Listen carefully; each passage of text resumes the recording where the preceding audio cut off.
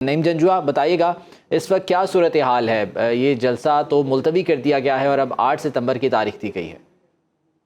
آج پھر ایک مرتبہ اسلام آباد کے شہریوں کے لیے مشکل دن ہے، کیونکہ تحریک انصاف کی جانب سے جلسے کی کال دی گئی تھی اور اسی طرح ایک اہم سماعت جو ہے وہ جاری ہے سپریم کورٹ میں۔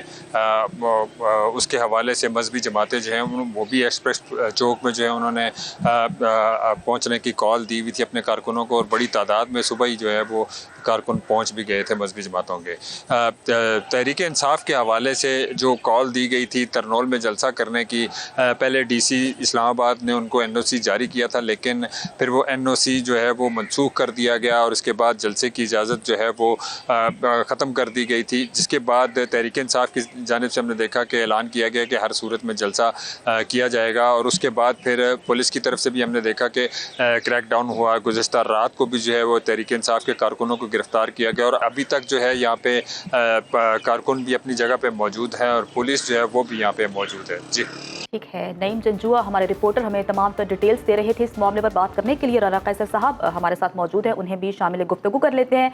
رانا قیصر صاحب، کہیے گا کہ پاکستان تحریک انصاف نے جلسہ اپنا منسوخ کر دیا ہے، 8 ستمبر کی انہیں اجازت بھی مل گئی ہے، تو آپ کو کیا لگتا ہے کہ 8 ستمبر کو پاکستان تحریک انصاف جلسہ کر سکے گی، یا پھر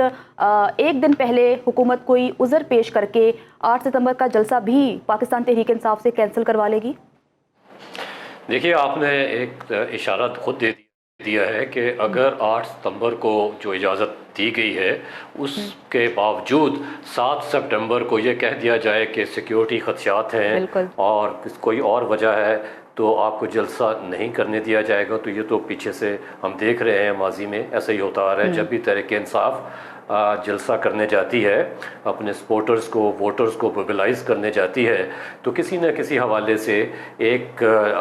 جو ہے الرٹ جاری ہو جاتا ہے، یا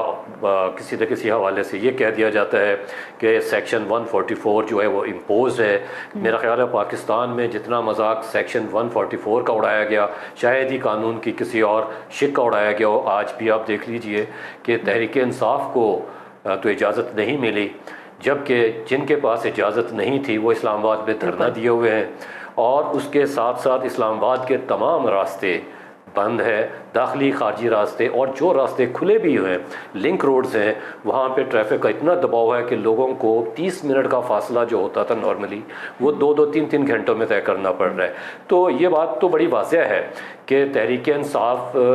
کے حوالے سے حکومت اس حوالے سے یہ موقف بھی دیتی ہے کہ 9 مئی کرنے والوں کو ہم جلسے کی اجازت کیوں دیں۔ اگر ہم پاکستان تحریک انصاف کے انٹرنل معاملات کی بات کریں تو آج علیمہ خان صاحبہ کا بڑا اہم بیان سامنے آیا ہے۔ ان کا کہنا ہے کہ فیصلے یہ خود کرتے ہیں اور کہہ دیتے ہیں کہ بانی پاکستان تحریک انصاف کی ہدایت کے مطابق فیصلے کیے جا رہے ہیں۔ اس پر آپ کیا کامنٹ کریں گے کہ اس سے اختلافات مزید بڑھیں گے پارٹی کے اندر؟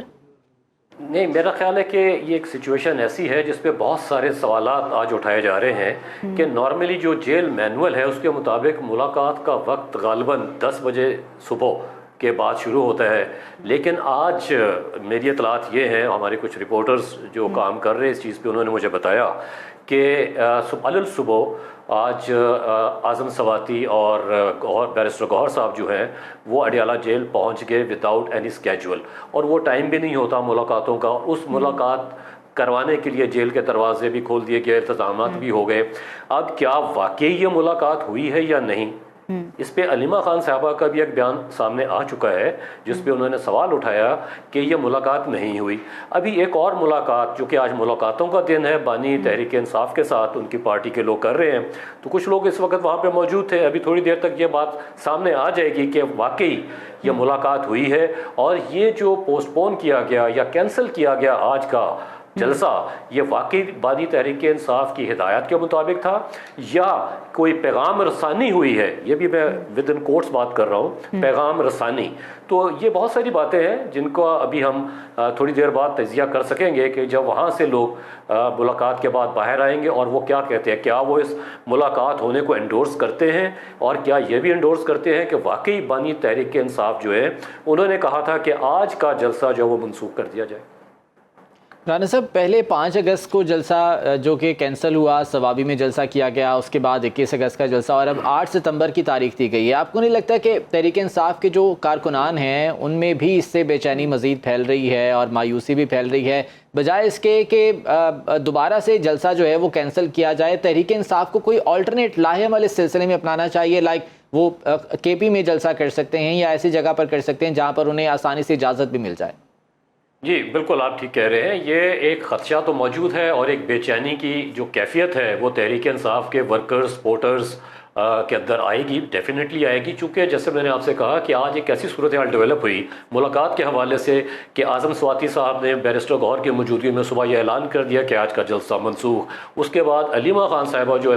जो बानी तहरीक इंसाफ की करीब हैं, उनकी बहन है, उन्होंने कहा कि ये नहीं मुलाकात हुई, खदशात का इज़हार किया. तो अब ये नज़र आ रहा है कि जैसे पार्टी के अंदर कोई इख्लाफात है. क्या ये एक इमेज क्रिएट किया जा रहा है या करवाया जा रहा है कि पार्टी के अंदर इख्तलाफात हैं और इसकी बुनियाद पर बेचैनी पैदा की जाए तहरीक इंसाफ के वोटर्स और सपोर्टर्स जो अभी तक मुत्हद हैं, उनकी लीडरशिप भी, तो वो किसी तरीके से इंतशार का शिकार हो जाए? तो ये एक सिचुएशन है, इसको एनालाइज करना चाहिए हमें और हम कर भी रहे हैं. जैसे अभी हमने भी बात की है कि एक ऐसी सूरत हाल है. हाँ, दूसरी बात यह है कि पाकिस्तान तहरीक इंसाफ की जो क़यादत इस वक्त जेलों से बाहर है और जो पार्टी अफेयर्स को चला रहे हैं on the directions of their founder chairman, उनको भी ये देखना है कि once they take a decision तो उनको मालूम होना चाहिए कि हुकूमत किसी न किसी बहाने से, किसी न किसी वजह से उनके जलसे को ताखीर का शिकार कर देते हैं या कैंसिल कर देते हैं. तो उनके पास देखा है माजी में कि हाँ बिल्कुल ऐसा ही है. माजी में भी पाकिस्तान तहरीक इंसाफ ने जब भी जलसे का ऐलान किया है तो हुकूमत की जानिब से कहा गया है कि हम जलसे की इजाज़त नहीं देंगे, चाहे उसके बाद भी जो है वो तहफ़्फ़ुज़ात पेश किए जाएं.